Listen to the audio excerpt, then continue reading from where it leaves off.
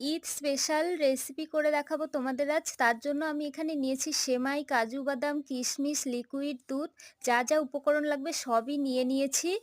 আর উনুন ধরিয়ে এবারে কড়া গরম করেও নিয়েছি। দিয়ে দেব সাদা তেল। এই সাদা তেলের পরিবর্তে তোমরা চাইলে ঘিও দিতে পারো। এবারে সেমাইগুলো দিয়ে ভাজতে হবে মিডিয়াম টু লো আঁচে, যতক্ষণ না অবধি লালচে হয়ে আসছে। লালচে হয়ে এলেই নামিয়ে নেব একটা প্লেটে। ওই কড়াই দিয়ে দেবো লিকুইড দুধ। আর দুধটা ভালোভাবে ফুটিয়ে নিতে হবে, ফ্লেভারটা যাতে ভালো আসে তার জন্য দিয়ে দেবো ৪টে এলাচ। হাই আঁচে ফুটিয়ে নিতে হবে।